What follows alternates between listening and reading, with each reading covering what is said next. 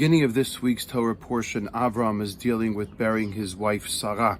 The Torah says, "Vayavo Avraham lispod et Sarah ishto v'livkota."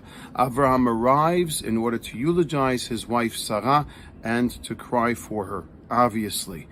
And the Midrash comments, "Vayavo Avraham." Avraham came. Rashi says he came from Be'er Sheva, but the Midrash says he came from Moriah, from Mount Moriah, the same place that he was offering Yitzchak as a sacrifice or presumed sacrifice in demonstrating his loyalty and devotion to God.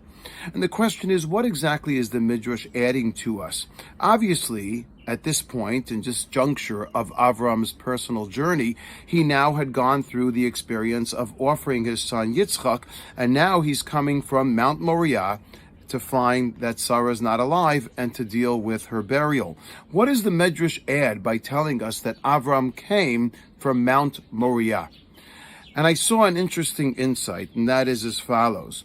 What the Midrash wants us perhaps to understand is the outstanding character and influence that Sarah Imenu, Sarah our matriarch, had both on Avraham, on Abraham her husband, and on the entire household.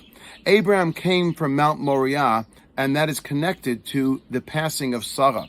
Were it not for Sarah's personality, were it not for Sarah's direction, guidance, and charisma, and support that she gave to her husband and to her children, the direction that she offered to them, and the loyalty that she demonstrated to her service of God, they themselves may not have been capable of certainly committing and fulfilling the missions that they received from God.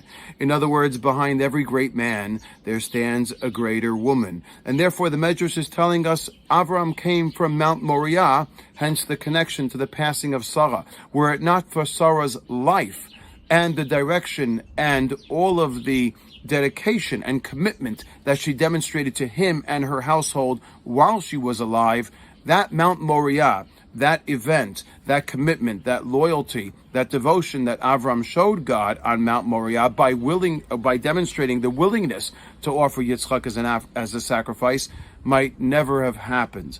Sarah was this outstanding personality, and the Torah wants us to understand that. It is almost 2 weeks away when it will be the Azkara, the Yortzeit, the day of the passing of our dear Gila. And that will mark 2 years since Gila is no longer with us. With that, obviously, that carries a huge amount of pain, which we have every day. But as you approach the day of the Yortzeit, the Azkara, that pain is certainly accentuated and felt even more so in a very acute way. And some of the things that sometimes are expressed or that we feel, sometimes we ask each other, did we do the right thing? Did we parent correctly? What we could have done? Had I known now what I know then, had I known then rather what I know now, perhaps there would have been a different script. And of course, perhaps Gila might have been alive. Well, I am calling out and shouting out to my wife, Gabby. And I want her to understand that as we approach this time, behind every great man, and that's not necessarily mean, but it's a figure of speech, but behind every family, every great family stands a great mother, a great matriarch, a great wife, a great supporter.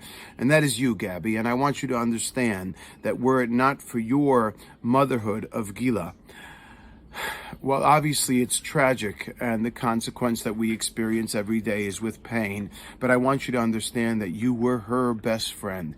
You were her sole supporter. You were her absolute that kept her grounded and connected to our world, and that gave her hope. And while in the end we know what happened, I want you to know that while she was alive, were it not for your support and love and guidance, she could not have at the very least experienced and demonstrated the wondrous person that she was during the course of her short life. So I thank you for being a Chayei Sarah, for being a matriarch, as it may, or as it were, for our family and for the people around you. And I'm sure and quite confident that Gila thanks you as well. Shabbat Shalom. Thank you once again for joining us. Please remember to consider subscribing to the page below and send me your comments. I will get back to you.